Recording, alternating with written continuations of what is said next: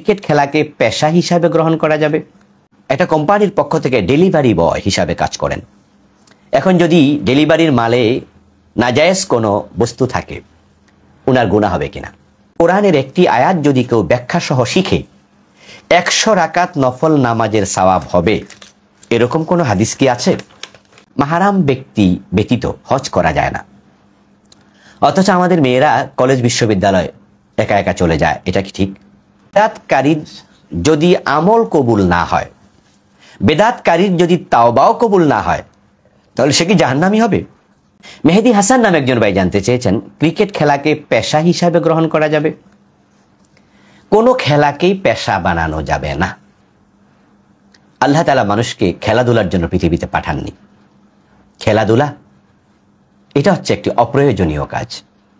এটা বিনোদনের একটু অংশ হতে পারে, কিন্তু সেটাকে আজকে জুয়া বানিয়ে ফেলা হয়েছে। এখন ক্রিকেট খেলা এটা জুয়ার একটি আইটেম, জুয়ার একটি অংশ।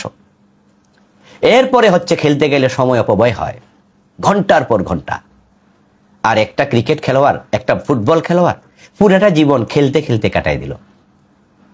ছোটকালে খেলা শিখলো, পুরা যৌবনে খেললো, বুড়া বয়সে ধারাভাষ্য দিল, মরার আগের দিনও খেললো, খেলতে খেলতে শেষ।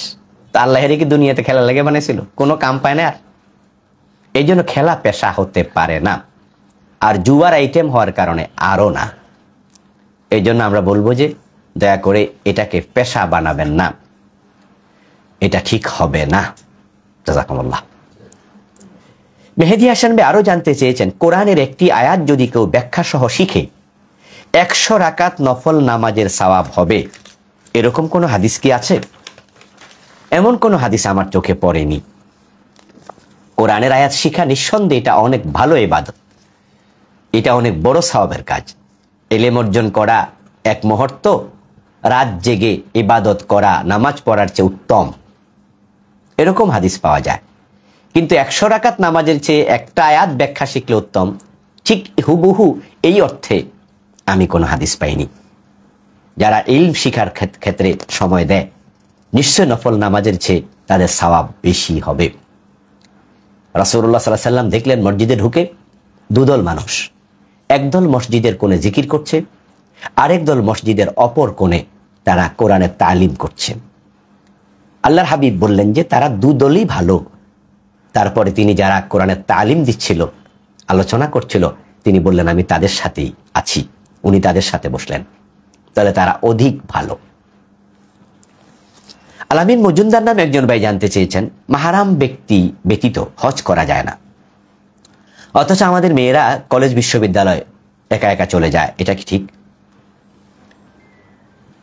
যদি সেটা সফরের দূরত্ব না হয় তাহলে যেতে পারবে মেয়েরা একা একা, কিন্তু যদি সফরের দূরত্ব হয় তাহলে কোনো মেয়ে একা একা যেতে পারবে না, তখন তারা সাথেই মাহরাম পুরুষ নিতে হয়।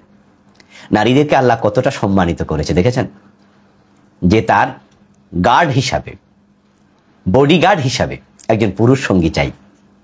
আল্লাহ পুরুষদেরকে বলেছেন তোমরা তোমাদের মেয়েদেরকে একা একা ছেড়ে দিও না, বরং তাকে সেভ করার জন্য, তার বিপদে আপদে হেল্প করার জন্য সাথে তোমরা কেউ যেও।